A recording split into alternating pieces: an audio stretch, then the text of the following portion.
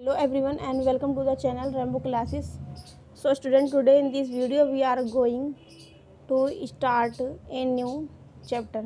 New chapter name is Maurya period. हम क्या पढ़ेंगे स्टूडेंट? आज हम पढ़ेंगे मौर्य पीरियड के बारे में. मैंने प्रीवियस वीडियो यदि आपको ध्यान हो तो मैंने इसमें काफ़ी सारे क्वेश्चन करवाए थे और इमेजेस के साथ मैंने आपको ये समझाया था मौर्य काल में किस किस शासक की जो है शासनकाल कब तक रहा और क्या क्या उन्होंने कार्य करवाया. तो पहली में इमेजेस आपको दिखाई दे रही स्क्रीन पर. चलते हैं अपने क्वेश्चन पर और हम क्वेश्चन नंबर 14 लास्ट मैंने आपको समझाया था लास्ट वीडियो में. क्वेश्चन नंबर 14 को एक बार दोबारा से रिकॉल करवाती हूँ. उसके बाद में 15 क्वेश्चन हम चलेंगे और समझेंगे क्वेश्चन को. देखिए एक बार क्वेश्चन नंबर 15 में क्या पूछा गया था. क्वेश्चन नंबर 15 में पूछा गया था, देखिए एक बार आपकी स्क्रीन पर है क्वेश्चन नंबर 14. देखिए एक बार लिखा हुआ है कि कौन निम्नलिखित में से कौन सा अंचल चंद्रगुप्त मौर्य के साम्राज्य में शामिल नहीं था. और देखिए नहीं वाले क्वेश्चन जो होते हैं थोड़े कॉम्प्लिकेटेड हो जाते हैं एग्ज़ाम टाइम में, क्योंकि हमें एग्ज़ाम टाइम में क्या होता है प्रेशर रहता है एग्ज़ाम को टाइमली करने का. इसके साथ साथ और जब 4 ऑप्शन होते हैं तो इस तरह के ऑप्शन जो है रॉन्ग होने के ज़्यादा चांसेस रहते हैं. तो थोड़ा सा केयरफुली तरीके से इस क्वेश्चन को करने की ज़रूरत होती है. चलिए समझते हैं इसके ऑप्शन को. देखिए पहला ऑप्शन क्या लिखा हुआ अफगानिस्तान, बी में क्या लिखा हुआ है बलूचिस्तान, सी में लिखा हुआ तमिलनाडु और डी में लिखा हुआ बंगाल. तो यहाँ पे किसके बारे में पूछा गया स्टूडेंट? चंद्रगुप्त के बारे में पूछा गया है. अगर आपने मेरी चंद्रगुप्त मौर्य की जो क्या बोलते हैं जो पहली मैंने वीडियो बनाई थी उनके टाइम पीरियड की, तो आगे यदि आपको ध्यान हो तो मैंने उसमें ओवरव्यू बताया था. उस ओवरव्यू को भी अगर यदि आप पढ़ लेंगे एग्जाम से पहले तो आपके लिए बहुत ज़्यादा हेल्पफुल हो जाएगी. तो उसमें पूछा है कि चंद्रगुप्त मौर्य का साम्राज्य कहाँ पे शामिल नहीं था, कौन से एरियाज में शामिल नहीं था. जबकि चंद्रगुप्त मौर्य ने लगभग चारों दिशाओं में शासन किया हुआ था. तो उन्होंने पूछा हुआ है जब उससे पहले चंद्रगुप्त चारों दिशाओं में शासन करने से पहले कौन सी ऐसी जगह थी, कौन सा ऐसा स्टेट था जहाँ पर उनका शासन नहीं था, उनका साम्राज्य नहीं था, वहाँ पर किसी और का शासन उस टाइम चला करता था. तो उन 4 ऑप्शन में से कौन सी? पहला अफगानिस्तान, बलूचिस्तान, तमिलनाडु और बंगाल. यदि आपको ध्यान है तो राइट आंसर क्या स्टूडेंट? तमिलनाडु. क्या स्टूडेंट? तमिलनाडु है. और यदि आपको ध्यान है तो यहाँ पे तमिलनाडु इसका ऑप्शन क्यों दिया है स्टूडेंट? क्योंकि यदि आपको ध्यान हो कि मैंने आपको बताया था कि चंद्रगुप्त मौर्य ने जो है अपनी जन्म के अंतिम दिनों में जो है जब वो मृत्यु के निकट जाने वाले थे तब उन्होंने एक उपवास रखा था जिसका नाम मैंने आपको बताया था संलेखना. क्या बताया मैंने बताया था आपको संलेखना विधि में उन्होंने अपने प्राण तक त्यागे थे. मैंने बताया संलेखना विधि में क्या होता है कि जब व्यक्ति अपनी मृत्यु के निकट पहुंचता है तब क्या होता है उपवास रख लेता है, वो खाना पीना क्या कर देता है छोड़ देता है, जिसके कारण और उसकी संलेखना विधि जो है क्या है जैन धर्म से रिलेटेड संलेखना विधि है. तो चंद्रगुप्त मौर्य ने संलेखना विधि को अपनाते हुए उपवास को रखते हुए संलेखना विधि को अपनाते हुए इन्होंने क्या करा था अपने प्राण त्यागे थे, जो कि जैन धर्म में जो संलेखना विधि इसके मुताबिक इन्होंने अपने प्राण त्यागे थे. तो अब प्राण ये तो हमारा क्वेश्चन कंप्लीट हो गया. अब क्वेश्चन ये आता है कि इन्होंने प्राण किस जगह त्यागे थे. तो मैंने आपको पढ़ाया था, आपको ध्यान होगा श्रवण बेल गोला. क्या स्टूडेंट? मैंने आपको पढ़ाया था स्टूडेंट श्रवण बेल गोला. तो अब बात आती है कि श्रवण बेल गोला जो है स्टूडेंट, जैसा कि आपको पता चल रहा है कि श्रवण बेल गोला कहाँ पर है वर्तमान समय में. श्रवण बेल गोला कहाँ है? तो आपने एक नाम और सुना होगा मैसूर सुना होगा. मैसूर, ठीक है. मैसूर वर्तमान समय में कहाँ पे स्थित है? तो मैसूर वर्तमान समय में कर्नाटक में स्थित है स्टूडेंट. और श्रवण बेल गोला मैसूर जो कि कर्नाटक में स्थित है, वहाँ पर एक पहाड़ी थी जिन पहाड़ियों का नाम क्या था मैंने आपको बताया था यदि आप प्रीवियस वीडियो देखेंगे. लेकिन मैं कोशिश करूँगी यहाँ पर प्रीवियस वीडियो के में जो मैंने रिकॉल वो आपको लर्न करवाया था साथ साथ मैं रिकॉल भी करवाते चलूँगी, जिससे आपको जो इसमें एडिशनल इन्फॉर्मेशन होगी वो आपके लिए हेल्पफुल रहेगी, ठीक है. और कहीं ना कहीं हमें रिवाइज भी होता रहेगा. मैंने आपको बताया कि मैसूर के कर्नाटक में चंद्रगिरी जो पहाड़ियाँ थी, चंद्रगिरी की जो पहाड़ियाँ थी, इन पहाड़ियों पर ही लगभग कहा जाता है 298 ईसा पूर्व में ही जो है इनके प्राण जो थे निकल गए थे, इनकी जो है वहाँ पे डेथ हो गई थी. एक बार दोबारा से समझ लेंगे. मैंने आपको बताया संलेखना विधि के द्वारा ही किसने चंद्रगुप्त मौर्य ने जो है अपने प्राण त्यागे थे. और मैंने आपको बताया संलेखना विधि क्या थी और कहाँ पे स्टूडेंट. तो श्रवण बेल गोला नामक जगह पर चंद्रगुप्त मौर्य ने अपने प्राण त्यागे थे. तो श्रवण बेल गोला स्टूडेंट कहाँ पर है? तो मैंने आपको अभी बताया है कि श्रवण बेल गोला की यदि बात की जाए तो श्रवण बेल गोला स्टूडेंट वर्तमान समय में मैसूर यानी कि कर्नाटक में स्थित है। और कर्नाटक में ही एक पहाड़ी थी जिन पहाड़ियों का नाम था चंद्रगिरी, और चंद्रगिरी की पहाड़ियों पर ही लगभग 298 ईसा पूर्व में ही चंद्रगुप्त मौर्य ने अपने प्राण त्याग दिए थे। ओके, आते हैं क्वेश्चन नंबर 14। क्या हमें आंसर पता चल गया था? सी आंसर था। अब आते हैं इसकी एक्सप्लेनेशन। क्वेश्चन नंबर 14 को देखिए। क्वेश्चन नंबर 14 को देखिए एक बार। 14 की एक्सप्लेनेशन कह रहे कि देखिए, मैं थोड़ा सा मैं जूम कर लेती हूँ और देखिए क्वेश्चन नंबर 14 पर आते हैं। राजनीतिक तौर पर समस्त भारत का एकीकरण चंद्रगुप्त मौर्य ने किया था। ये हमने आपको बताया था। चंद्रगुप्त मौर्य ने ही संभव कर पाया इस चीज़ को। प्रारंभिक विजयों के फलस्वरूप चंद्रगुप्त का जो साम्राज्य था वो व्यास नदी से लेकर सिंधु नदी तक प्रदेश में, यहाँ यानी कि जहाँ तक व्यास नदी से लेकर के सिंधु नदी तक प्रदेश पर हो गया था। ठीक है। रुद्रमन के अभिलेख से पश्चिम भारत पर उसका अधिकार जो है प्रमाणित होता है। रुद्रमन के अभिलेख से पश्चिम भारत, जो मैंने आपको पढ़ाया था, पश्चिम भारत के 4 एरिया से बताइए। 4 एरियाज जो थे स्टूडेंट जिसको हमने बताया था, मैंने आपको बताया था 16 महाजनपद पढ़ाए थे। इसमें मैंने आपको पढ़ाया था गांधार, यदि आपको ध्यान हो। क्या पढ़ाया था मैंने स्टूडेंट? मैंने पढ़ाया था आपको गांधार। क्या पढ़ाया था स्टूडेंट? मैंने आपको पढ़ाया था गांधार। अगर ध्यान हो आपको तो मैंने बताया था गांधार ये जो जगह है पश्चिमी भारत की जगह है, और इसके अंदर मैंने बताया था आपको 4 जगह थी, 4 एरियाज थे। कौन कौन से थे? पहला था कांधार, उसके बाद में क्या था? काबुल मैंने आपको बताया था। और मैंने आपको ध्यान हो थर्ड बताया था हेरात, और फोर्थ में बताया था मैंने आपको मकरान। ध्यान है आपको ये चारों नेम। और जब ऑप्शन में, जब हमारे पास 4 ऑप्शन होंगे तो इसमें से पूछा जाएगा नहीं वाले जो ऑप्शन है इसमें से, चारों में से, इन 4 जगहों में से नहीं वाले जो क्वेश्चन के आंसर है वो ज़्यादातर मोस्टली पूछे जा सकते हैं। तो देखिए पश्चिमी जो एरिया थे तो इन्हीं पर ही किसकी विजय हुई थी? चंद्रगुप्त मौर्य की। तो यहाँ पे यही लिखा हुआ है कि रुद्रमन के अभिलेख से पश्चिम भारत पर उसका अधिकार जो प्रमाणित होता है। जैन ग्रंथों के अनुसार सौराष्ट्र के साथ साथ अवंती पर भी चंद्रगुप्त मौर्य का अधिकार था। उनकी मृत्यु के समय उनका जो साम्राज्य था वो पश्चिम भारत में हिंदुकुश जो पर्वत है, देखिए जाइए पर, हिंदुकुश पर्वत जो है, हिंदुकुश पर्वत से पूर्व में बंगाल की खाड़ी तक और उत्तर में हिमालय की श्रृंखलाओं से दक्षिण में मैसूर तक हो गया था। ठीक है। एक बार दोबारा मैं समझा देती हूँ इसकी एक्सप्लेनेशन की जो बड़ी ही इम्पोर्टेंट है। देख लीजिए दोबारा से। राजनीतिक तौर पर समस्त भारत का एकीकरण जो है चंद्रगुप्त मौर्य के नेतृत्व में ही संभव हो पाया। प्रारंभिक विजयों के फलस्वरूप चंद्रगुप्त का जो साम्राज्य है व्यास नदी से लेकर सिंधु नदी तक के प्रदेश पर हो गया था। रुद्ररामन के अभिलेख से ये पता चलता है कि उनका साम्राज्य था पश्चिम भारत में था। रुद्ररामन ने जो है अभिलेख लिखा, उसमें उनके पश्चिम जो साम्राज्य था, पश्चिम एरिया जो मैंने आपको बताया 4 जो एरियाज मैंने आपको बताए हैं, काबुल, कंधार, हेरात और मकरान, जिनको 16 महाजनपदों में गांधार के नाम से जाना गया। तो रुद्ररामन के अभिलेख से उनकी पश्चिमी विजयी का पता चलता है, पश्चिमी साम्राज्य का पता चलता है। जैन ग्रंथों के अनुसार सौराष्ट्र, जैन ग्रंथों में क्या लिखा हुआ है कि सौराष्ट्र के साथ साथ अवंती पर चंद्रगुप्त मौर्य का अधिकार था। उसकी मृत्यु के समय उसका साम्राज्य जो है साम्राज्य का जो विस्तार था वो पश्चिम में हिंदुकुश की पर्वत से लेकर पूर्व में बंगाल की खाड़ी तक और उत्तर में हिमालय तक और दक्षिण में मैसूर तक था। ठीक है स्टूडेंट, आते हैं आगे क्वेश्चन नंबर 15 को समझते हैं। ये हमारा क्या था क्वेश्चन, हमारा प्रीवियस जो वीडियो मैंने आपको पढ़ा रखी है उसका क्वेश्चन था, मैंने आपको रिकॉल करवाने के लिए पढ़ाया है। क्वेश्चन चलते हैं 15 पर, देखते हैं क्वेश्चन नंबर 15 में क्या कहा गया है। एक बार क्या पूछे क्वेश्चन नंबर 15 में, देखिए क्वेश्चन नंबर 15 को देखते हैं। इसमें कह रहे हैं कि राजदूत डायनोसियस किसके दरबार में आया था? राजदूत जूम कर लेते हैं हल्का सा। राजदूत डायनोसियस, क्या स्टूडेंट? राजदूत डायनोसियस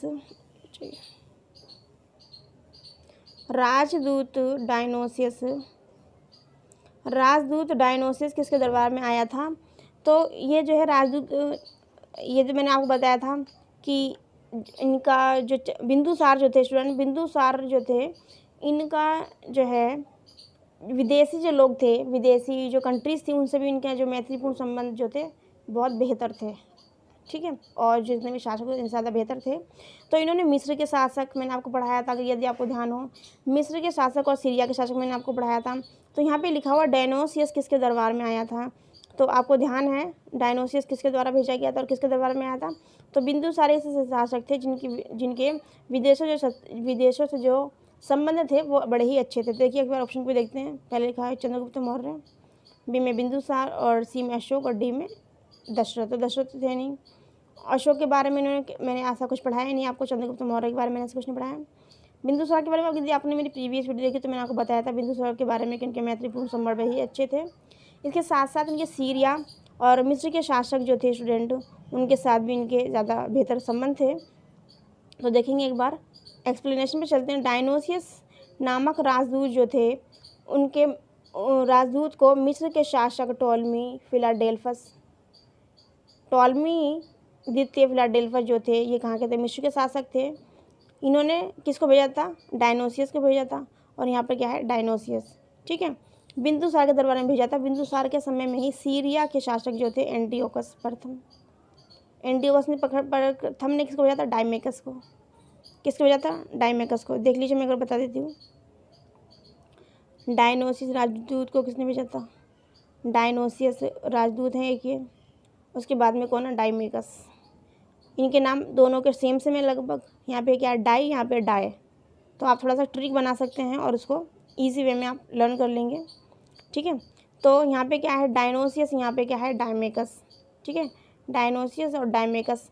तो डायनोसियस को उसने भेजा था टॉलमी द्वितीय। यहाँ पे द्वितीय को डायनोसियस से जोड़ लेंगे, टॉलमी द्वितीय को डायनोसियस, और जहाँ प्रथम है वहाँ पे डायमेकस को जोड़ लेंगे। और ऐसे आप ट्रिक वाइज अपने क्वेश्चन को इजी फॉर्म में क्या कर पाएंगे, लर्न कर पाएंगे।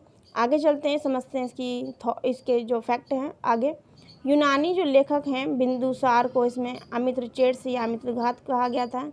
मैंने आपको बताया भी था। और उनका मतलब, अमित्रघात का मतलब क्या था, शत्रु का नाश करने वाला। परिशिष्ट पर्वन में बिंदुसार की जो माता थी उनका नाम क्या था, दुर्धरा था। क्या नाम था स्टूडेंट, दुर्धरा था।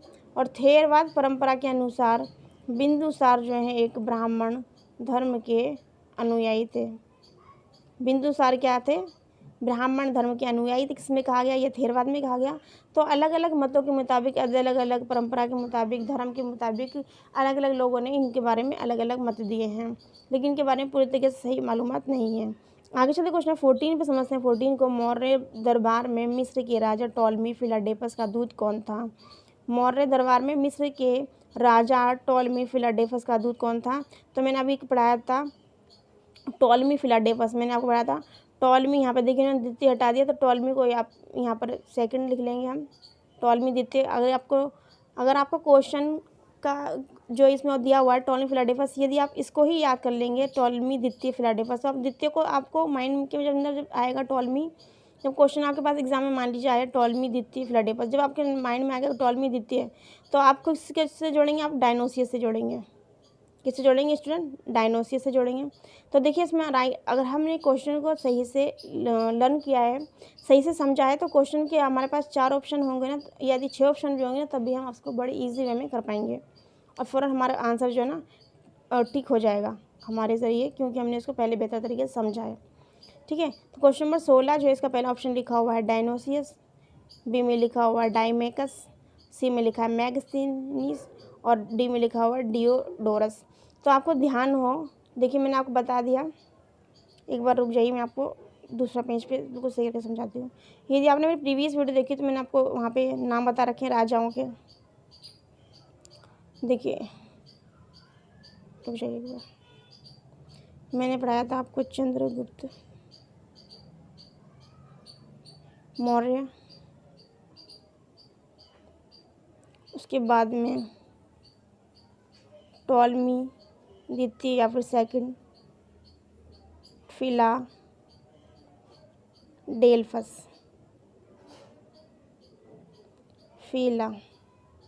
रुक जाइए ज़रा, ओहो ये तो बुक डिलीट हो गया, रुक जाइए। देखिए एक बार क्या बताया मैंने आपको, चंद्रगुप्त मौर्य,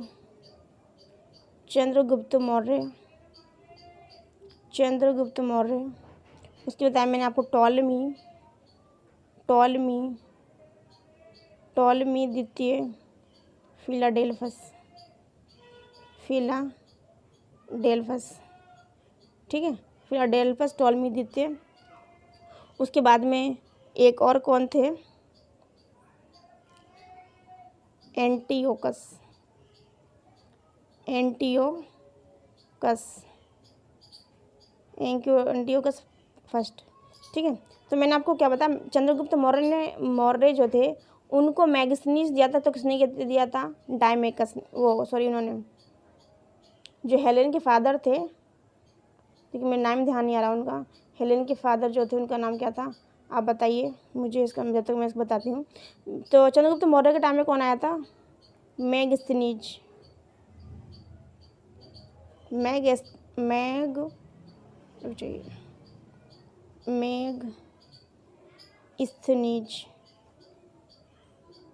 मैगस्थनीज। तो मैगस्थनीज जो थे, देखिए इनका नाम था सेल्यूकस निकेटर,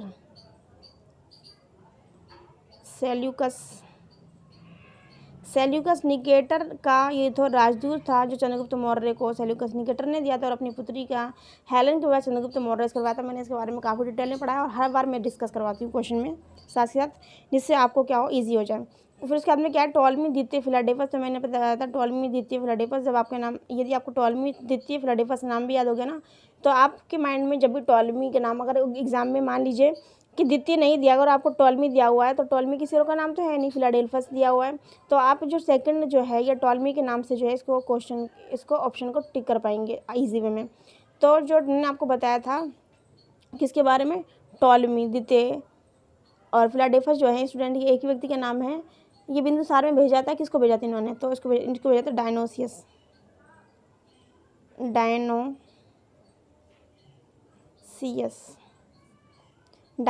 को किसने भेजा, टॉलमी द्वितीय फिलाडेल्फस ने डायनोसियस को भेजा था।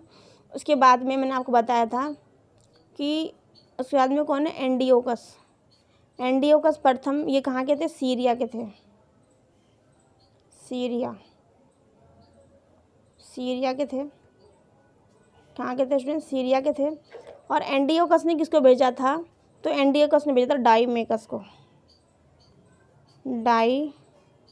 डायमेकस को भेजा था एंटियोकस ने, ठीक है। एक बार दोबारा मैं रिकॉल करवा देती हूँ, बहुत ज़्यादा इंपॉर्टेंट है, और इस तरह के क्वेश्चन इन तीनों में से कोई ना कोई क्वेश्चन आपको एग्जाम में ज़रूर मिल जाएगा। मैंने आपको बताया कि चंद्रगुप्त मौर्य जिन्होंने मौर्य साम्राज्य की स्थापना की थी गणानंद को मार के, तो चंद्रगुप्त मौर्य ने जो है स्टूडेंट मैगस्थनीज को लिया था, और इनको किसने दिया था, तो सेल्यूकस निकेटर। मैंने आपको बताया था सेल्यूकस निकेटर के बारे में, मैंने पूरी क्या बोलते हैं, जो इन्फॉर्मेशन दी थी, मैंने बताया था सेल्यूकस निकेटर की बेटी थी, उसका नाम था हेलेन की शादी इन्होंने चंद्रगुप्त मौर्य से करवाई थी। सेल्यूकस निकेटर का ही राजदूत था मैगनीस, तो मैगनीस को दिया था, चंद्रगुप्त मौर्य को दे दिया था सेल्यूकस निकेटर ने। तो अब क्वेश्चन ज़्यादा आता है कि चंद्रगुप्त मौर्य के समय मैगनीस, डायनोसियस, डायमेकस में से कौन सा राजदूत मौजूद था इनके दरबार में, तो कौन था, मैगनीस था। और फिर दिया हुआ टॉलमी द्वितीय, तो मैंने आपको बताया यदि आप टॉलमी द्वितीय फिलाडेल्फस को याद कर लेंगे, तो आपको माइंड के अंदर एक लिंक बिठा लीजिए, एक अपने माइंड के अंदर ट्रिक सेट कर लीजिए कि टॉलमी और द्वितीय फिलाडेल्फस जैसा ही आएगा, तो हमें क्या करना, डाई से अपने माइंड के अंदर एक इमेजेस बना के ध्यान लेना। तो टॉलमी द्वितीय फिलाडेल्फस जो है उनके टाइम में कौन आया, तो डायनोसियस आया था। कौन आया था, डायनोसियस। और टॉलमी द्वितीय फिलाडेल्फस जो है ये कहाँ के शासक थे स्टूडेंट, ये मिस्र के शासक थे। उसके बाद में क्या है स्टूडेंट, एंटियोकस, क्या है, एंटियोकस जिनको प्रथम कहा गया, एंटियोकस प्रथम, मैंने बताया था एंटियोकस प्रथम जो है वो कहाँ के शासक है, सीरिया के। कहाँ के शासक है मैंने स्टूडेंट, सीरिया, कहाँ के शासक हैं, सीरिया के शासक हैं। मैंने बताया था जो एंटियोकस जो है सीरिया के शासक हैं, इनके टाइम में कौन आया था, तो इनके टाइम में आया था डायमेकस। कौन आया था, डायमेकस आया था, ठीक है। आगे चलते हैं क्वेश्चन नंबर 17 पर। एक बार 16 की भी हम इसकी एक्सप्लेनेशन को समझ लेंगे। क्वेश्चन नंबर 17 को देखिए क्वेश्चन नंबर 16 की एक्सप्लेनेशन। डायमेकस नामक राजदूत जो था मिस्र के शासक टॉलमी द्वितीय, जो मैंने आपको पढ़ाया वही चीज़ यहाँ पे बताई हुई है। टॉलमी द्वितीय फिलाडेल्फस ने बिंदुसार के दरबार में भेजा था। बिंदुसार के समय सीरिया के शासक एंटियोकस प्रथम ने डायमेकस नामक राजदूत को भेजा था। तो मैंने आपको यहाँ पे इजी वे में बताने की कोशिश की है। वही सेम बात लिखी हुई है। और यहाँ पे चंद्रगुप्त मौर्य के बारे में नहीं जिक्र, तो मैंने वो भी आपको बता दिया। ठीक है, आगे लिखा हुआ यूनानी, क्वेश्चन नंबर 17 है, यूनानी राजदूत मैगस्थनीज किसके दरबार में भारत आया था। क्या स्टूडेंट, ये कह रहे हैं कि यूनानी राजदूत जो है, यूनानी राजदूत मैगस्थनीज किसके दरबार में भारत आया था। तो देखिए मैंने अभी क्या कहा था आपको, देखिए वही क्वेश्चन आपको सेम टू सेम आ गया। तो पहला क्या लिखा हुआ, अजातशत्रु, बी में क्या लिखा हुआ, अशोक, और सी में क्या लिखा हुआ, चंद्रगुप्त मौर्य, क्या लिखा, चंद्रगुप्त मौर्य, और डी में क्या लिखा, बिंबिसार। क्या लिखा हुआ डी में स्टूडेंट, डी में क्या लिखा हुआ स्टूडेंट, डी में लिखा हुआ बिंबिसार। रुक जाइए एक बार भाई, डी में क्या लिखा स्टूडेंट, बिंबिसार, डी में क्या लिखा, बिंबिसार। तो राइट आंसर की बात थी, मैंने आपको अभी बताया था मैगजीन्स किसके टाइम में आया था, चंद्रगुप्त मौर्य के टाइम में। किसके टाइम में आया था स्टूडेंट, चंद्रगुप्त मौर्य के टाइम में आया था, मैंने भी आपको पढ़ाया। तो जितने भी राजदूत जिसके टाइम पीरियड में आए इस इम्पोर्टेंट हैं बहुत ज़्यादा, और ये एग्ज़ाम आपको इस भी प्रीवियस एग्ज़ाम देख लीजिए उठा करके या कुछ भी, तो आपको पता लग जाएगा कि इस तरह के जो क्वेश्चन है मोस्टली जो है पूछे जाते हैं स्टूडेंट, मोस्टली इस तरह के क्वेश्चन पूछे जाते हैं। आगे चलते हैं इसके एक्सप्लेनेशन में समझते हैं क्वेश्चन नंबर 17 की, और देखिए एक्सप्लेनेशन में क्या समझाया हुआ है। तो देखिए एक बार क्वेश्चन नंबर 17 को, क्वेश्चन नंबर 17 की एक्सप्लेनेशन को देखते हैं एक बार। देखिए क्वेश्चन नंबर 17 की एक्सप्लेनेशन को क्या लिखा हुआ है कि मेगस्थनीज जो है, मेगस्थनीज कलर ले लो जाइए, वाइट पता नहीं क्यों कलर रहता है अपने आप। लिखा हुआ मेगस्थनीज सेल्यूकस का राजदूत था जो चंद्रगुप्त मौर्य के दरबार में 304 ईसा पूर्व से 299 ईसा पूर्व के बीच रहा। उसके ग्रंथ इंडिका, चंद्रगुप्त के मौर्य टाइम में जो आया था मैगस्थनीज, मैंने आपको बढ़ाया था, उसके द्वारा रचित कौन सी पुस्तक है, तो उसका नाम क्या स्टूडेंट, इंडिका है। चंद्रगुप्त मौर्य के प्रशासन की जो विश्वसनीय जानकारी प्राप्त होती है, तो किस में प्राप्त होती है स्टूडेंट, तो उसमें मैगस्थनीज के द्वारा लिखित पुस्तक जिसका नाम था इंडिका, उसमें इस विषय में जानकारी मिलती है। आगे लिखा हुआ अजातशत्रु, देखिए मैंने आपको पढ़ाया था, देखिए अशोक, बिंबिसार, चंद्रगुप्त मौर्य। चंद्रगुप्त मौर्य के जो बेटे थे वो कौन थे, बिंबिसार, बिंबिसार के बेटे कौन थे, अशोक।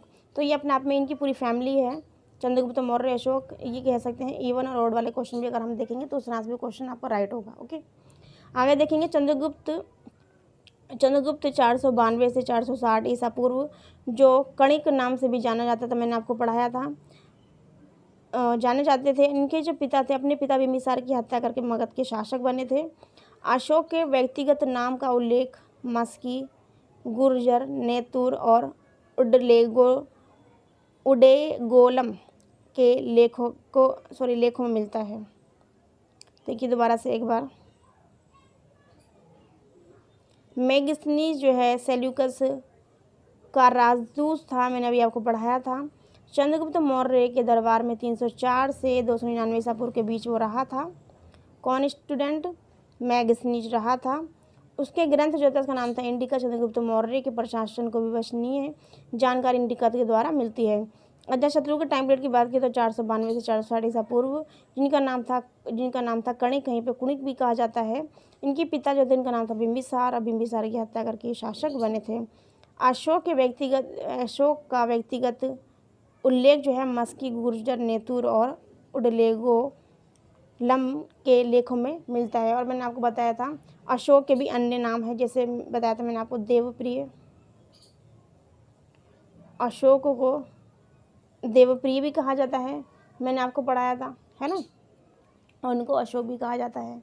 ठीक है, और अशोक के टाइम में ही क्या हुआ था, युद्ध हुआ था, यदि आपको ध्यान हो तो मैंने आपको बताया था कलिंग युद्ध हुआ था 261 बीसी में, 261 बीसी में कलिंग युद्ध हुआ था, आपको ध्यान हो तो। और कलिंग वर्तमान समय में कहाँ पर स्थित है स्टूडेंट, तो कलिंग जो जगह है वो उड़ीसा में स्थित है, आपको ध्यान हो तो मैंने आपको पढ़ाया था।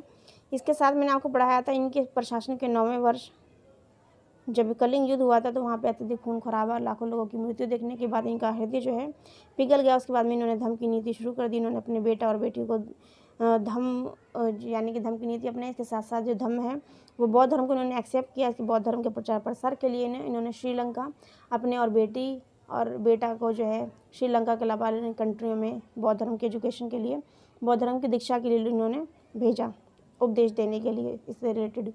ठीक है, आते हैं क्वेश्चन नंबर 18 पर, समझेंगे 18 को क्वेश्चन में क्या कहा गया है। देखिए एक बार क्वेश्चन नंबर 18 को, देखिए 18 में कह रहे हैं कि बिंदुसार के शासन काल में अशोक को जिस अंचल का शासन भार दिया गया था उसका नाम क्या था। पहला क्या लिखा हुआ है, तक्षशिला। पहला क्या लिखा है स्टूडेंट, तक्षशिला। दोबारा क्वेश्चन बता दूंगी मैं। बिंदुसार के शासन काल में, यानी कि बिंदुसार के टाइम पीरियड में अशोक को जिस अंचल का भार दिया गया था, मैंने आपको प्रीवियस वीडियो में पढ़ाया था कि वहीं पर ही अशोक कितने ज़्यादा प्रतिभाशाली हैं, युद्ध क्षेत्र में कितने निपुण हैं, और साम्राज्य को किस तरीके से डील करने वाले हैं। और एक विद्रोह हो गया था, यदि आपको ध्यान हो, पश्चिमी एरिया के ऊपर, जो पश्चिमी एरिया जो में कांधार काबुल को लेकर के कुछ विद्रोह हो गया था।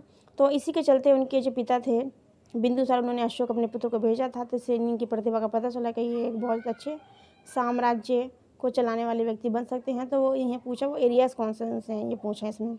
पहले लिखा हुआ तक्षशिला, बी में लिखा हुआ है क्या, उज्जैनी। और उसके बाद में सी में क्या लिखा हुआ है, कठियावाड़। और डी में क्या लिखा हुआ है स्टूडेंट, ए बी दोनों। तो राइट आंसर बताइए आप किसका क्या होगा, और मैंने आपको बताया भी था राइट आंसर।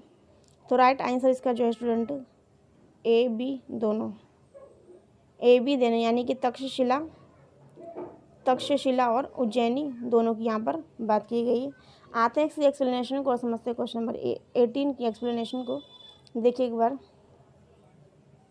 क्वेश्चन नंबर 18 देखिए एक बार। दिव्य वरदान क्या स्टूडेंट, दिव्य वरदान से पता चलता है कि बिंदुसार के शासनकाल में अशोक जो कि अवंती यानी कि उज्जैन का जो था उपराजा यानी कि वायसराय था। मैंने आपको बताया भी था कि मैंने आपको ये चीज़ बताई थी, अवंती के क्या राज्यपाल थे वो, उपराज्यपाल जिसे कहा जाता है, या फिर राज्यपाल कह लीजिए। अशोक जो है राजा बनने से पहले मैंने आपको बताया था। पहला विद्रोह जो हुआ था बिंदुसार के शासनकाल में हुआ था, तक्षशिला में हुआ था।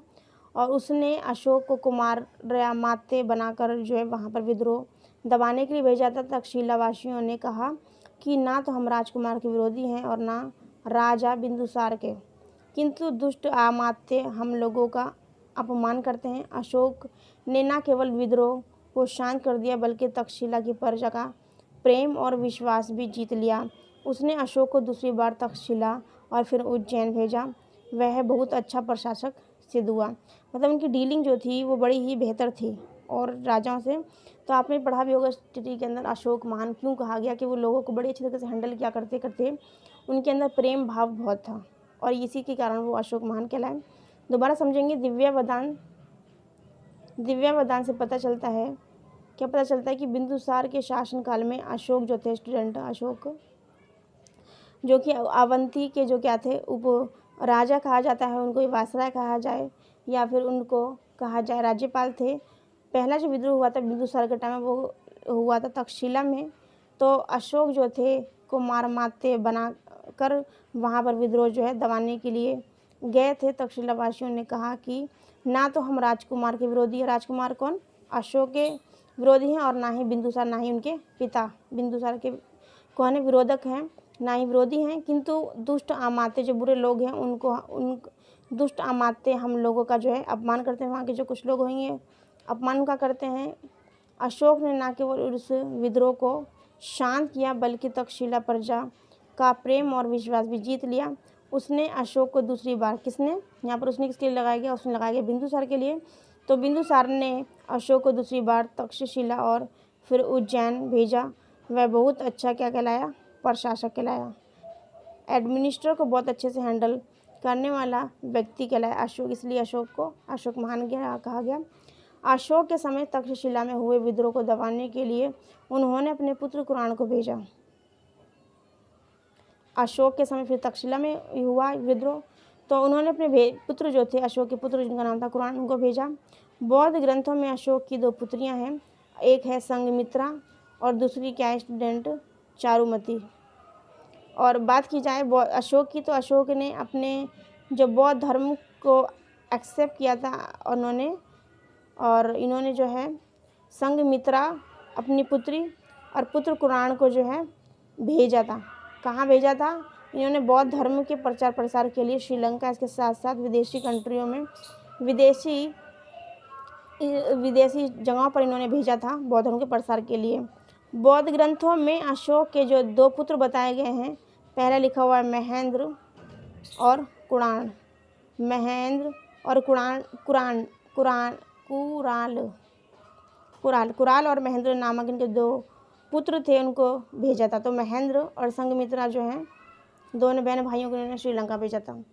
अशोक के शिलालेख को पढ़ने का श्रेय जो है सर्वप्रथम किसको जाता है? यदि आपको ध्यान हो, मैंने आपको पढ़ाया था 1784 में एशियाटिक सोसाइटी, ध्यान है आपको, 1700, दूसरा कलर ले लेती हूँ, रुक जाइए एक बार, देखिए एक बार क्या बताया था मैंने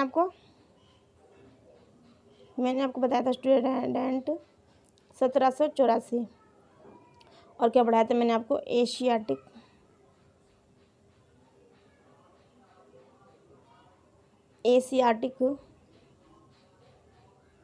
सोसाइटी। एशियाटिक सोसाइटी बताई थी मैंने आपको। इसकी स्थापना की थी, फाउंडर रहे थे एशियाटिक सोसाइटी के, कौन रहे थे बताइए आप, अगर आपको ध्यान हो तो? William Jones. कौन student? William Jones. Asiatic society 1784। ठीक है, आते हैं क्वेश्चन पे, अपने देखते हैं, समझते हैं क्वेश्चन को कि लिखा हुआ है। दोबारा देख लीजिए एक बार, दोबारा देख लीजिएगा। अशोक के शिलालेखों को पढ़ने का जो श्रेय है सर्वप्रथम किसको जाता है? पहले लिखा हुआ है जॉन मार्शल, बी में लिखा है विलियम जोन्स, सी में लिखा हुआ जेम्स प्रिंसेप और अलेक्जेंडर कनिंघम डी में। तो देखिए इसके राइट आंसर आपको पता ही चल रहा है। राइट आंसर जैसे कि आपको मैंने बताया 1784 में क्या हुआ था, एशियाटिक सोसाइटी के फाउंडर जो थे, जिनका नाम था विलियम जोन्स। क्या नाम था स्टूडेंट?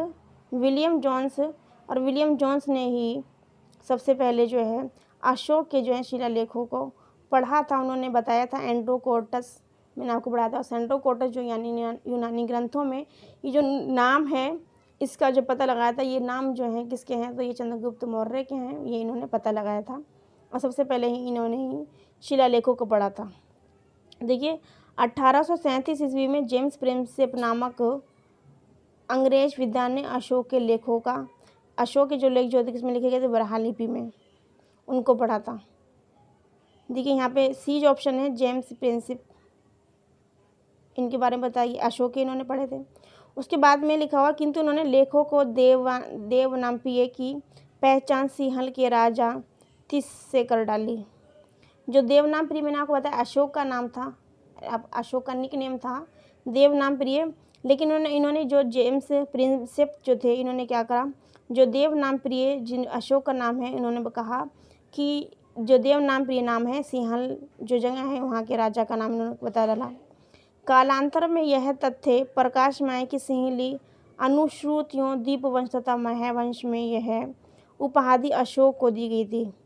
किसको दी थी? अशोक को दी गई थी, देवप्रिय, क्योंकि वो कैसे थे? एक तरह से देव के समान थे। जहाँ पर विद्रोह हुआ करते उसको बहुत आसानी से प्रेम के वशीभूत हुआ करके वो उस विद्रोह को बड़ी आसानी से शांत कर दिया करते थे, जिससे लोगों में इनका विश्वास जो है बहुत ज़्यादा हो गया था। मैंने भी आपको पढ़ाया था। अशोक को प्रयुक्त की गई अनंत 1915 में मास्की, जो कि मास्की कहाँ है? वर्तमान समय में कर्नाटक में है। मास्की कर्नाटक से प्राप्त लेख में अशोक का नाम भी पढ़ा गया। अशोक के नाम का जो उल्लेख है किस अभिलेख में मिलता है? तो मास्की और गुर्जरा नाम का अभिलेख। कौन सा स्टूडेंट? मास्की, जो कि मैंने अभी आपको पढ़ा रही हूँ एक्सप्लेनेशन में, मास्की और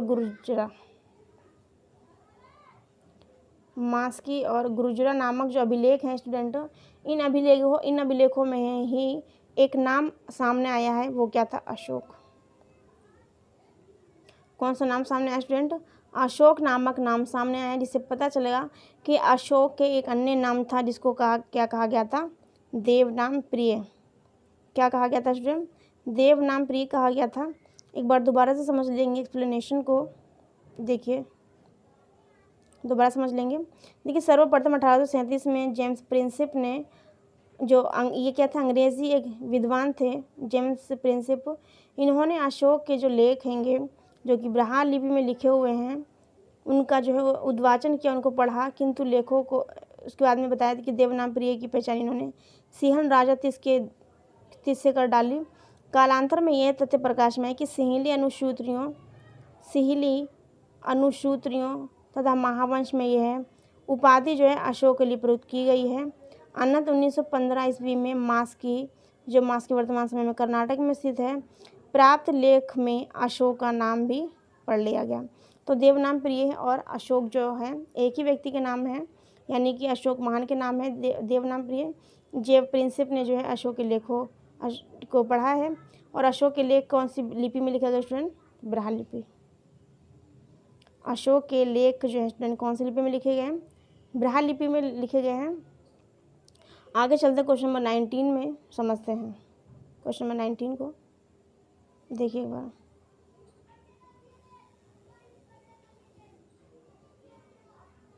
क्वेश्चन नंबर 19 के एक्सप्लेनेशन में देख लेंगे एक बार क्या कहा गया है कि कौटिल्य ने राज्य को 7 तत्वों से निर्मित माना है। इन्हें राज्य का सप्तांग सिद्धांत कहा गया। यहाँ पे कौटिल्य कौन है? कौटिल्य यानी कि चाणक्य या फिर विष्णुगुप्त, इनका नाम है कौटिल्य।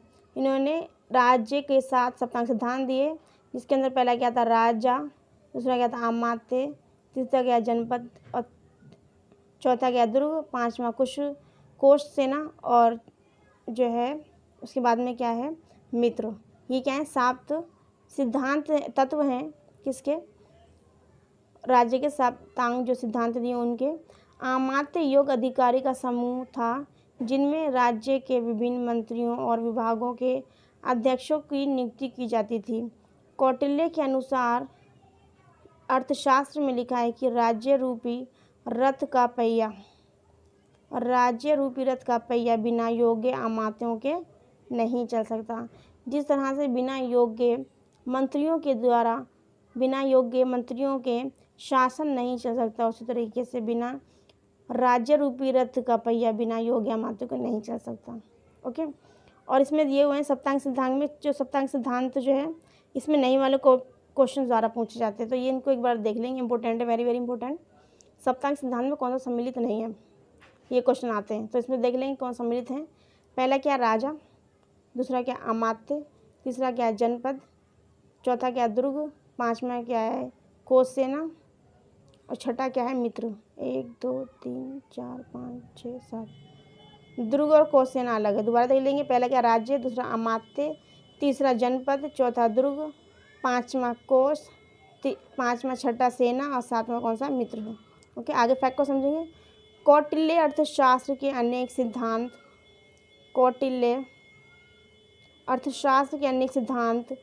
सिद्धांतों को 7वीं और 8वीं शताब्दी में कामनंदक ने अपनी नीति सार में संकलित किया। किसने स्टूडेंट? कामनंदक ने अपनी नीति सार में संकलित किया। दोबारा देखेंगे। कौटिल्य के जो अर्थशास्त्र के जो सिद्धांत हैं 8वीं और 7वीं शताब्दी ईस्वी में कामनंदक नामक व्यक्ति ने अपने नीति सार में इनको संकलित किया। नारद स्मृति में नियोग और स्त्रियों के पुनर्विवाह की अनुमति दी गई है। इस तरह से क्वेश्चन आता है कि किसमें स्त्रियों की स्थिति का वर्णन आता है, स्थिति का वर्णन किया गया है। पहला है स्त्रियों के पुनर्विवाह, स्त्रियों का नियोग, स्त्रियों के पुनर्विवाह या फिर दहेज। तो इसमें इसलिए हम इसको याद कर लेंगे। दोबारा देखेंगे। नारद स्मृति में नियोग प्रथा और स्त्रियों के पुनर्विवाह की अनुमति दी गई है। क्वेश्चन नंबर 22 को समझेंगे। 22 में देखिए क्या लिखा। मेगस्थनीज द्वारा उल्लेखित आग्रोनोमोई, ये आपको मैंने पढ़ाया था एंडोकोटस और सेंडोकोटस के अलावा वहाँ पे एक ऑप्शन था आग्रोनोमोई है। तो इसमें लिखा आग्रोनोमोई है वो क्या चीज़ है, यानी आग्रोनोमोई जो है किस चीज़ का नाम है, किस व्यक्ति का नाम है, किस पद का नाम है, किस पोस्ट का नाम है। पहले क्या लिखा हुआ है? पहले लिखा हुआ है सैनिक, पहले क्या लिखा हुआ है स्टूडेंट? सैनिक, और दूसरे में क्या लिखा हुआ है? पुरोहित, और सी में क्या है स्टूडेंट? नगर के अधिकारी, उसके बाद में ग्रामीण अधिकारी। ठीक है, तो देखेंगे इसके ऑप्शन की, तो इसका राइट आंसर जो है अग्रोनोमोई, तो उनका अर्थ जो है क्या है? ग्रामीण अधिकारी। क्या है स्टूडेंट? ग्रामीण अधिकारी को ही अग्रोनोमोई कहा जाता है। अग्रोनोमोई कहा जाता है। किसको? अग्रोनोमोई किसको कहा जाता है? ग्रामीण अधिकारी को। देखेंगे एक बार, मैग्स्थनीज द्वारा उल्लेखित अग्रोनोमोई जो है ग्रामीण अधिकारी था। यह अधिकारी जो है नदियों की देखभाल, जो दोबारा से इसको थोड़ा सा जूम कर लेती हूँ, थोड़ा सा ज़्यादा ही छोटा है, देखिए एक बार, देखिए एक बार, मैग्स्थनीज द्वारा उल्लेखित अग्रोनोमोई ग्रामीण अधिकारी थे। यह अधिकारी जो है नदियों की देखभाल क्या करते थे, भूमि की नापतोल क्या करते थे, जलाशयों का निरीक्षण किया करते थे, नहरों की देखभाल किया करते थे। इसके साथ साथ सभी लोगों को पानी ठीक से मिल सके, इसके लिए कार्य क्या करते थे। ये अधिकारी शिकारियों पर नियंत्रण रखा करते थे कि कोई भी किसी मतलब जीव हत्या ना हो, इसलिए जो शिकारियों का नियंत्रण क्या करते थे, उसको लोगों को पुरस्कृत और दंड देने का अधिकार था। मतलब व्यक्ति को दंड, पनिशमेंट भी दिया करते थे, प्राइज भी दिया करते थे उनको।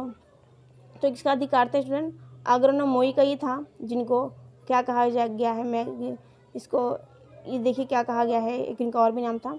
वह क्या कर सकता था, टैक्स भी लेता था और भूमि के स्वामित्व संबंधी मामलों का निरीक्षण करता था।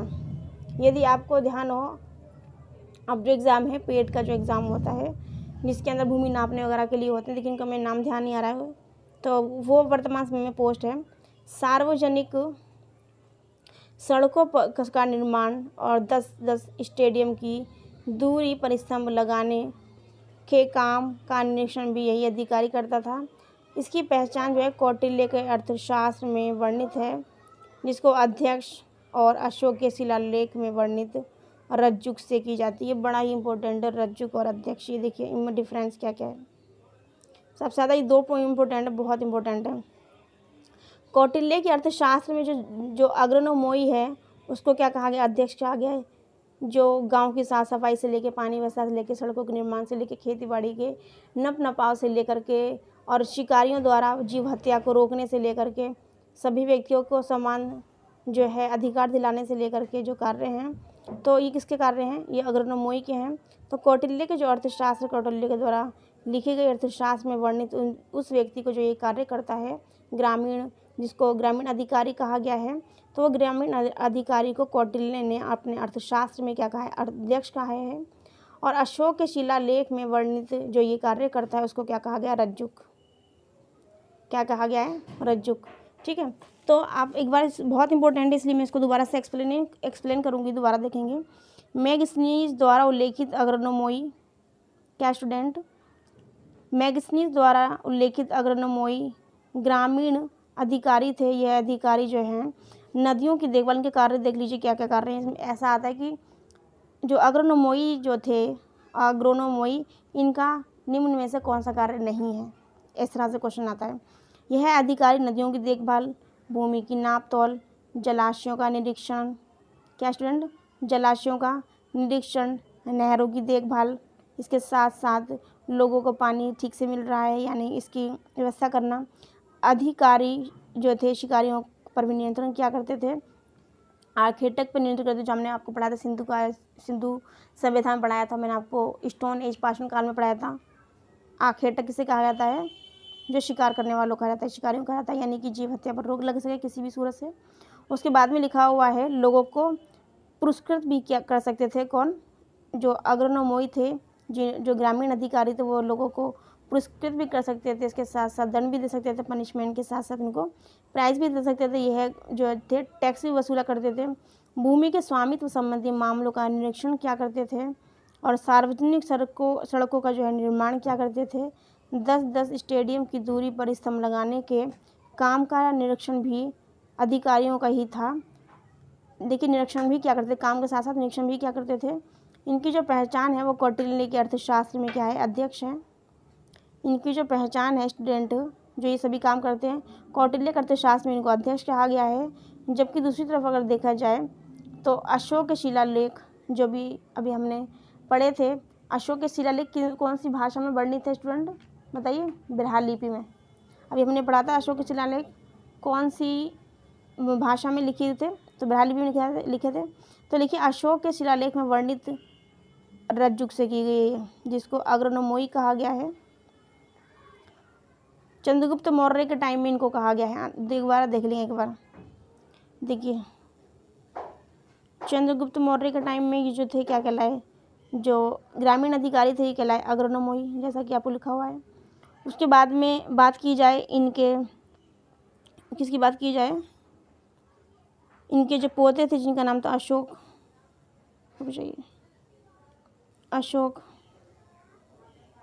अशोक के टाइम के यही व्यक्ति जो क्या कहलाए, रज्जु कहलाए,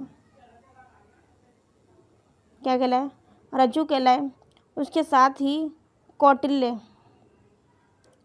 जो कि चंद्रगुप्त मौर्य के टाइम में थे, तो उनकी जो अर्थशास्त्र में जो लिखा है उसको क्या लिखा है, अध्यक्ष।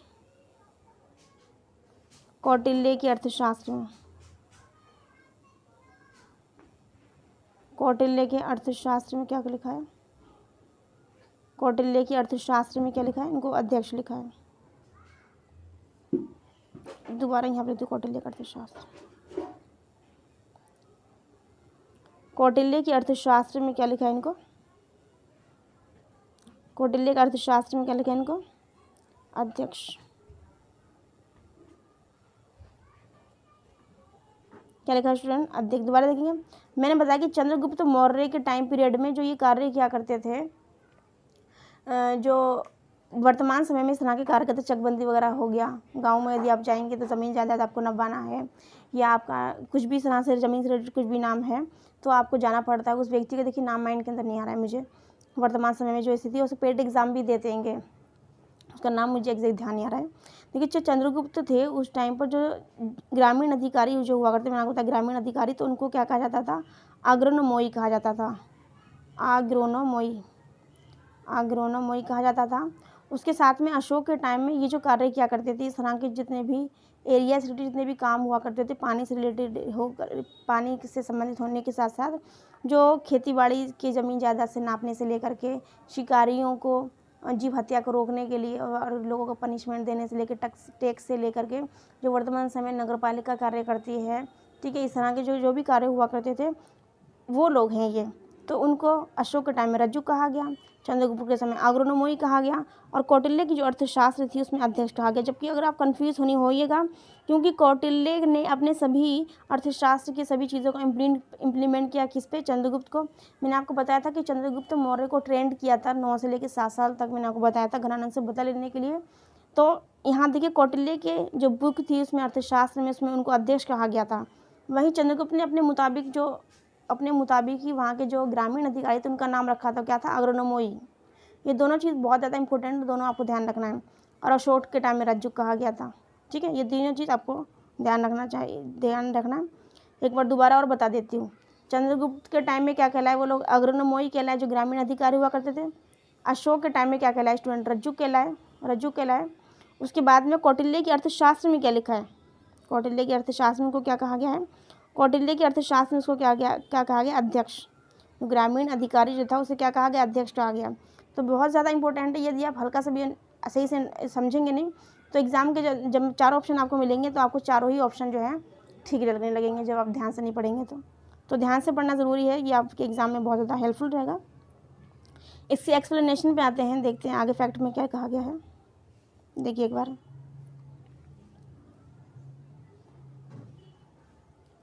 ये चीज़ हो गई। उसके बाद में आते हैं अन्य महत्वपूर्ण तथ्य पर, पढ़ते हैं फैक्ट के बारे में। मैगस्थनीज ने नगर प्रमुख अधिकारी के रूप में एस्ट्रोनोमोई का उल्लेख किया है। मैगस्थनीज ने नगर का जो प्रमुख हुआ करता था, एक तो ग्रामीण अधिकारी था जो गांव का अधिकारी था। यहाँ पर किसकी बात की गई, नगर की बात की गई है। नगर और ग्राम में बहुत डिफरेंस होता है, ये चीज़ ध्यान रख के चलना है। वर्ड्स को आपको क्या करना है, वर्ड्स की कैचिंग पावर आपको देखना है। नगर और यहाँ पर ग्रामीण अधिकारी की बात हो रही है, यहाँ पे नगर प्रमुख अधिकारी की बात हो रही है। तो मैगस्थनीज किसके टाइम में आए थे, चंद्रगुप्त मौर्य के टाइम में आए थे, चंद्रगुप्त मौर्य के टाइम में आए थे मैगस्थनीज। मैंने आपको बताया था कि वो जो थे, एक जिनका नाम था हेलेन के पिता सेल्यूकस निकेटर का राजदूत था मैगस्थनीज भी लिखा करते थे, कई सारी बुक उन्होंने लिखी जैसे इंडिका वगैरह। तो उसमें लिखा है कि नगर प्रमुख अधिकारी जो था उनको उन्होंने बताया एस्ट्रोनोमोई बताया।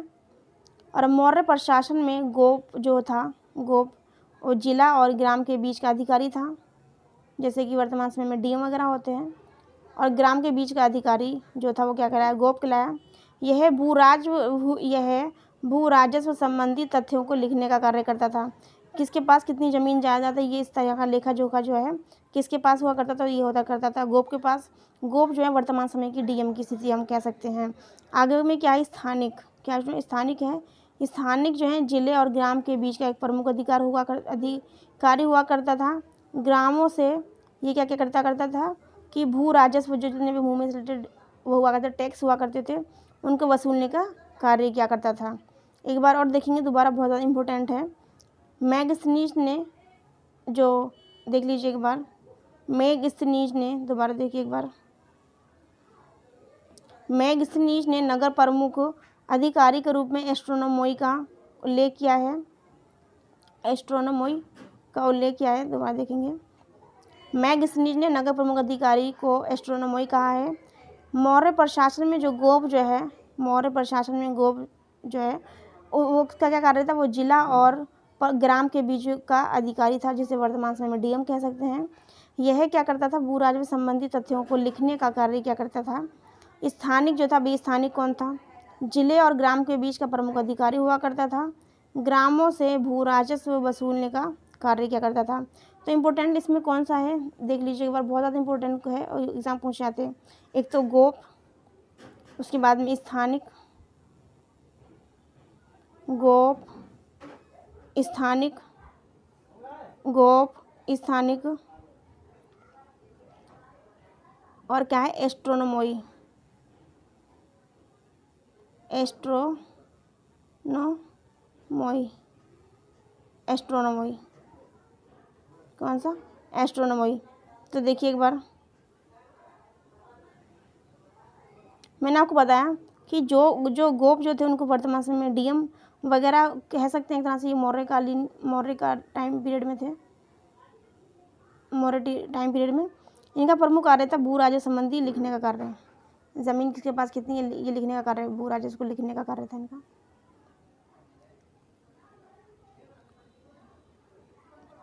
भू राजस्व, भूमि का टैक्स वगैरह लिया करते थे, और जिसके पास कितनी ज़मीन ज़्यादा थी लिखा करते थे, क्योंकि जिसके पास जितनी ज़मीन ज़्यादा उसके मुताबिक उसका टैक्स लिया जाएगा। तो ये क्या करा करते थे, किसके पास कितनी ज़मीन ज़्यादा है और उससे कितना टैक्स लिया रहा है, इस तरह का लेखा जोखा रखा करते थे। इसको वर्तमान समय में डीएम कह सकते हैं। ये क्या हुआ करता था, नगर और ग्राम के बीच का अधिकारी हुआ करता था।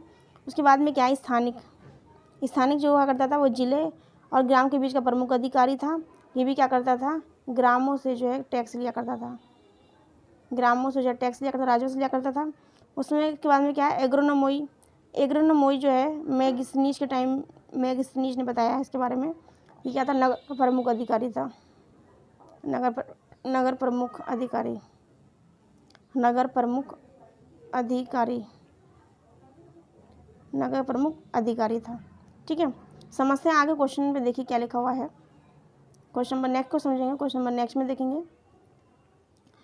क्वेश्चन नंबर नेक्स्ट में देखिए क्या कहा गया है। क्वेश्चन नंबर 22 के बाद हमारा कौन सा क्वेश्चन है, ये हमारा 23। कौन सा क्वेश्चन है, 23 है, रुक जाइए एक बार। क्वेश्चन नंबर 23 देखिए एक बार, क्या लिखा हुआ है, निम्नलिखित में कालक्रम के अनुसार अंत में कौन था। इसमें हमें कालक्रम के अनुसार हमें इनको क्या करना है, सीक्वेंस में लगाना है। तो देखिए बात की जाए इसकी, तो एक बार हम सीक्वेंस में लगाने की कोशिश करेंगे। यदि आपको ध्यान हो तो हमने इसको पढ़ा था। पहले में क्या लिखा हुआ, अशोक, बी में चंद्रगुप्त विक्रमादित्य, अशोक चंद्रगुप्त विक्रमादित्य। सी में लिखा हुआ है क्या, चाणक्य, और डी में लिखा कनिष्क। डी में क्या है, कनिष्क। तो देखिए इसके राइट आंसर की यदि बात करें तो इसका राइट आंसर जो है, इसमें पूछा था अंत में कौन था, तो राइट आंसर जो है इसका वो क्या है, देखिए एक बार राइट आंसर, देखिए एक बार क्या है राइट आंसर। देखिए राइट आंसर इसका क्या है, बी, चंद्रगुप्त विक्रमादित्य। क्या है स्टूडेंट, चंद्रगुप्त विक्रमादित्य है। समझेंगे इसको एक बार। पहले कौन कौन थे, किस तरह से इनका सीक्वेंस था। मैंने आपको बताया था घरानंद से बदला दिया था चाणक्य ने, जिनका नाम था विष्णुगुप्त, जिनको कौटिल्य भी कहा गया था। तो सबसे पहले यानी कि चाणक्य आए थे, तो इसमें लिखे चाणक्य, तो हम सी को उठाएंगे सबसे पहले, चाणक्य।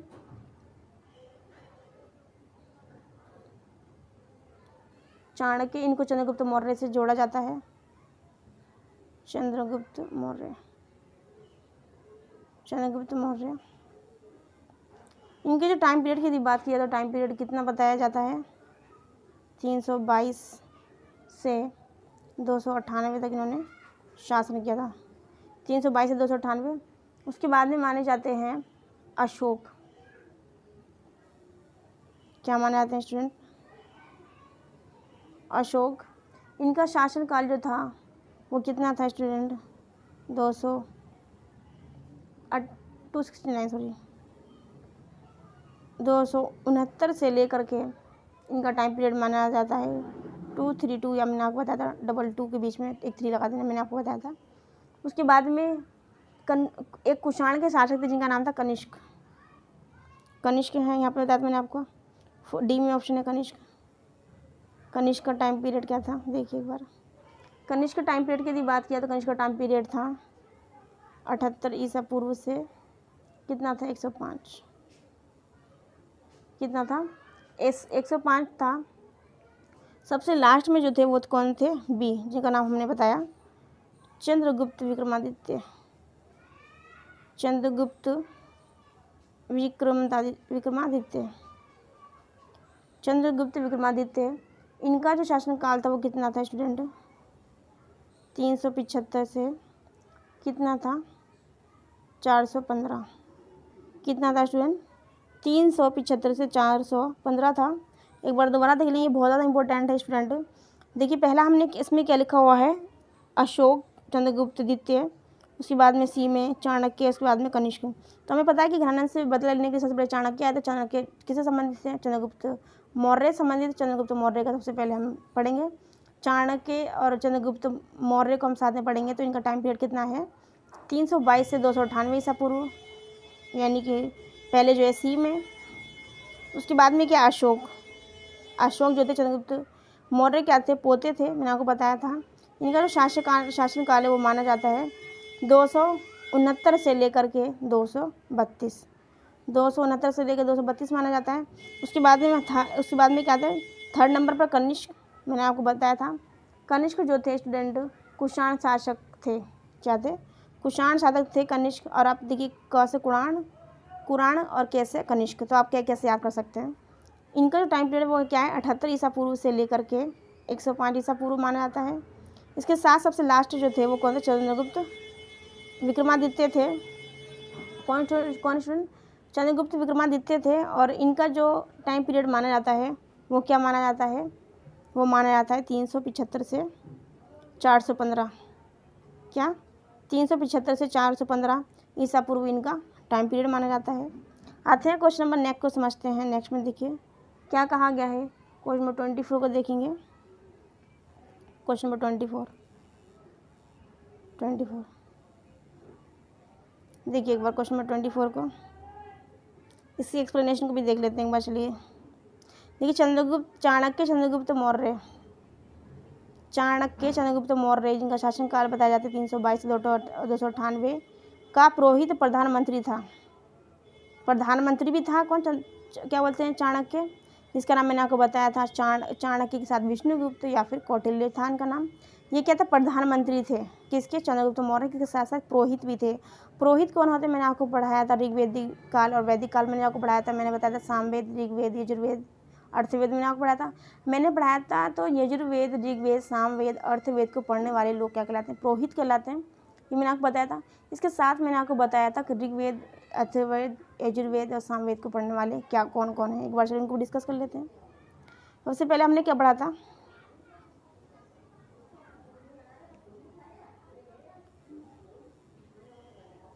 ऋग्वेद, यजुर्वेद और सामवेद,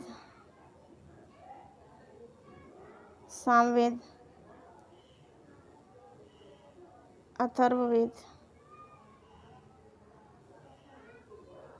क्या था? अथर्ववेद। और ऋग्वेद, यजुर्वेद, सामवेद, अथर्ववेद। अथर्ववेद को पढ़ने वाला स्टूडेंट आपको ध्यान में मैंने आपको पढ़ाया था। अर्थवेद को जो पढ़ने वाला आपको बताया था मैंने सामवेद को पढ़ने वाला क्या बताया मैंने आपको? उद्गाता। उद्गाता। यजुर्वेद को पढ़ने वाला क्या कहलाता मैंने आपको? उदरवायु। और ऋग्वेद को पढ़ने वाला जो है वो क्या कहलाता था? ऋग्वेद को पढ़ने वाला, देखिए माइंड में नहीं आ रहा मेरे। ऋग्वेद को पढ़ने वाला क्या कहलाता है? मैं आपको इस वीडियो की जो है कमेंट बॉक्स में बता दूँगी। ऋग्वेद को पढ़ने वाला मुझे बिल्कुल माइंड में नहीं आ रहा इस टाइम। ठीक है, आगे चलते हैं, समझते हैं क्वेश्चन नंबर 24 को। अब देखिए क्वेश्चन नंबर 24 में क्या कहा गया है। 24 को देखिए क्या लिखा हुआ। मौर्य प्रशासन में 24 में देखिए एक बार, मौर्य प्रशासन में खानों के अध्यक्ष को क्या कहा जाता था? जो खान हुआ करती है, जो खान जिसमें से लोहा मिला करता था, सोना चांदी मिला करता था, उनका जो अध्यक्ष होता है उसे क्या कहलाया करता था? पहला क्या लिखा हुआ? अकाराध्यक्ष। बी में लिखा हुआ है लक्षणाध्यक्ष। क्या स्टूडेंट? लक्षणाध्यक्ष। सी में लिखा है लोहाध्यक्ष। और उसके बाद में डी में क्या लिखा हुआ है? सुमाध्यक्ष। तो यहाँ पे खानों के अध्यक्ष की बात की गई है। तो खानों का अध्यक्ष कौन था?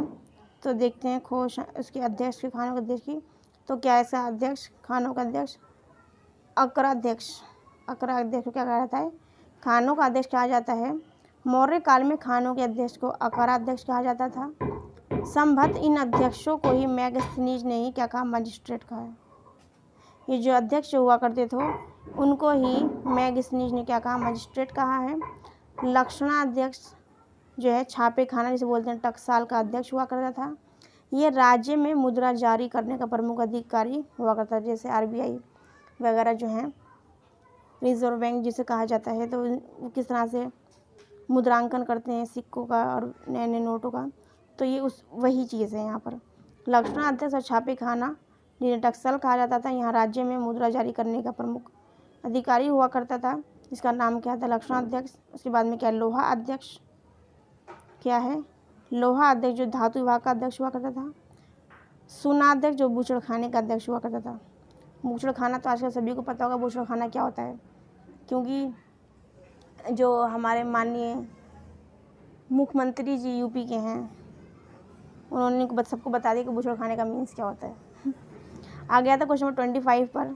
समस्या 25 में निम्नलिखित में से कौन सी लिपियाँ अशोक के अभिलेखों में प्रयुक्त की गई हैं?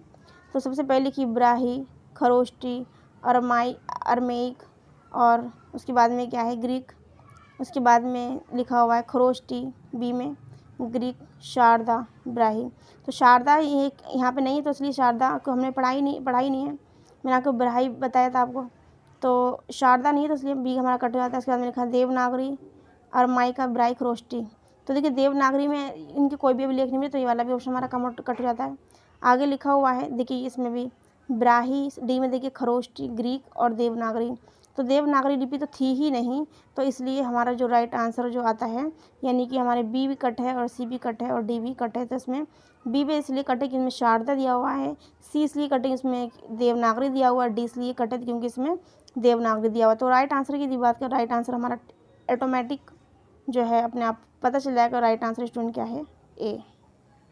यदि आपने पढ़ा होगा कि अशोक के जितने भी अभिलेख हैं उनमें कौन कौन सी लिपि है, तो वो लिपि ब्राही, खरोष्टी, अरमाइक और ग्रीक, जिसका ग्रीक को यूनानी भी कहा जाता है।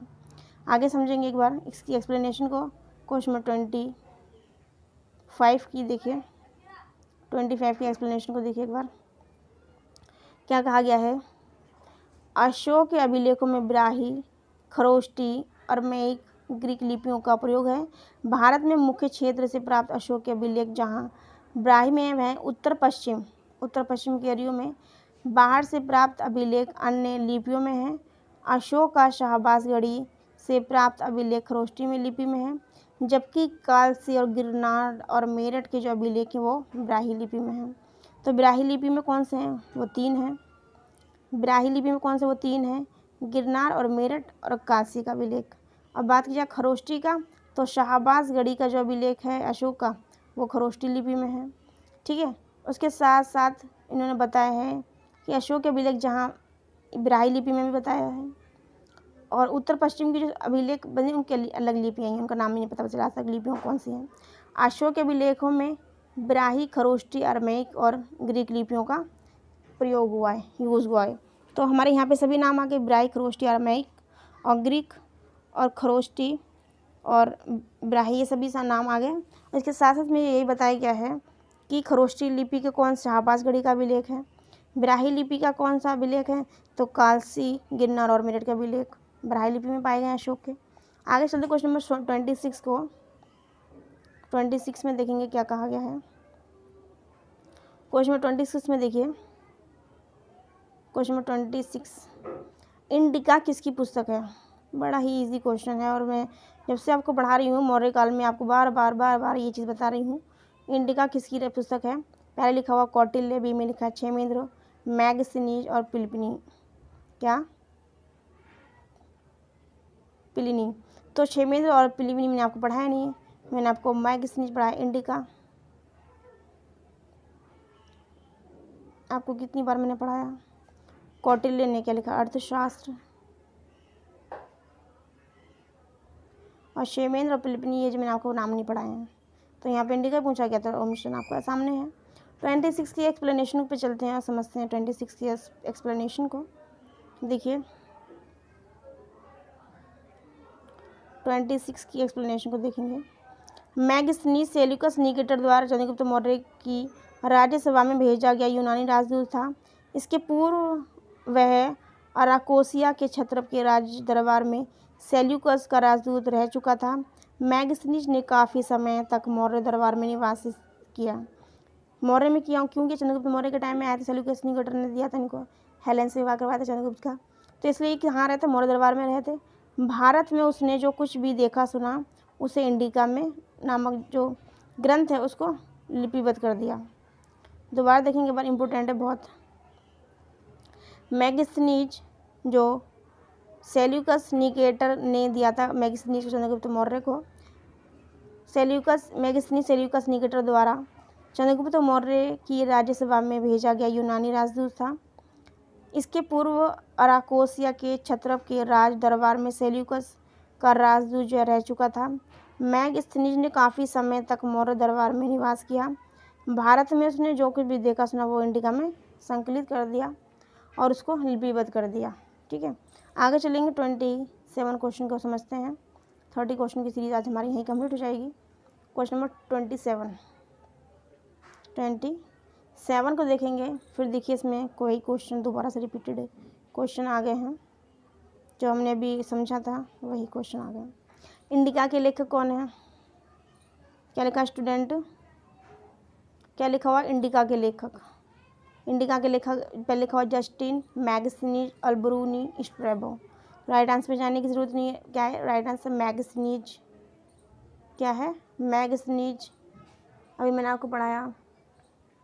और मैंने मैगस्थनीज जो सेल्यूकस निकेटर द्वारा चंद्रगुप्त मौर्य के दरबार में भेजा गया एक यूनानी राजदूत था, यही मैंने आपको बताया अभी। उसके साथ देखिए एक बार क्वेश्चन नंबर 28 पर देखिए क्या कहा गया है। इंडिका नामक यूनानी ग्रंथ का लेखक कौन है। पहले लिखा हुआ है हेलियोडोटस, डायनोसियस, मैगस्थनीज और सेल्यूकस। तो बात की जाए इंडिका नामक ग्रंथ किसने लिखा, तो लिखा है मैगस्थनीज ने। किसने लिखा है स्टूडेंट, मैगस्थनीज ने लिखा हुआ है। ठीक है, आगे चलते हैं क्वेश्चन नंबर किस पे 29 पर। 29 पे देखेंगे, चंद्रगुप्त के दरबार में सेल्यूकस ने एक दूत भेजा था जिसका नाम था। चंद्रगुप्त के दरबार में सेल्यूकस ने एक दूत भेजा, इसका नाम क्या था। पहले लिखा हेरोडोटस, बी में लिखा हैंसांग और सी में लिखा हुआ है, सी में क्या लिखा है मैगस्थनीज और डी में लिखा हुआ है हेलियोडोरस। क्या लिखा है स्टूडेंट, हेलियोडोरस। चंद्रगुप्त मौर्य के दरबार में भेजा गया था यूनानी राजदूत था जिसका नाम था मैगस्थनीज।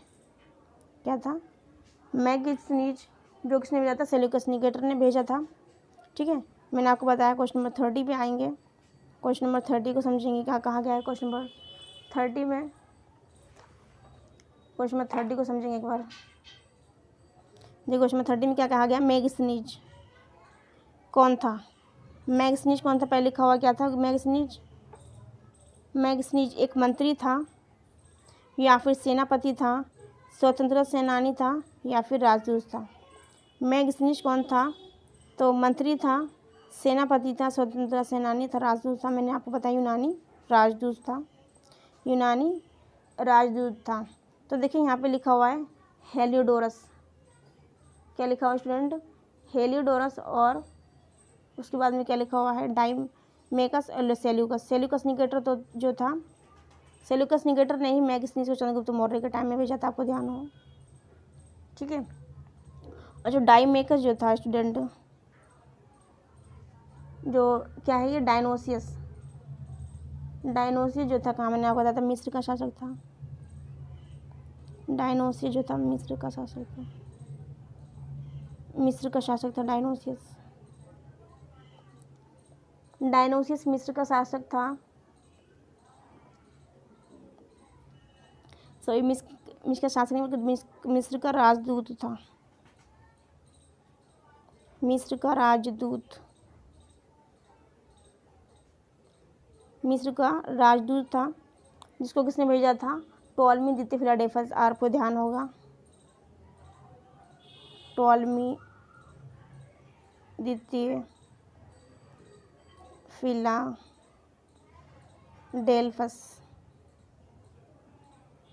दोबारा देखेंगे एक बार।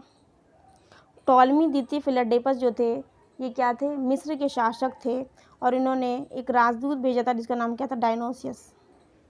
क्या नाम था? दोबारा देखेंगे, टॉलमी द्वितीय जिनका नाम था फिलाडेल्फस, ये कहाँ के थे? मिस्र के शासक थे। इन्होंने एक राजदूत भेजा था जिसका नाम क्या था? डायनोसियस। क्या नाम था? डायनोसियस था। उसके बाद में क्या है? हेलियोडोरस। क्या है स्टूडेंट उसके बाद में? हेलियोडोरस है। तो हेलियोडोरस मैंने अभी आपको पढ़ाया नहीं है, मैंने आपको पढ़ाया था एंटियोकस प्रथम, यदि आपको ध्यान हो। एंटियोकस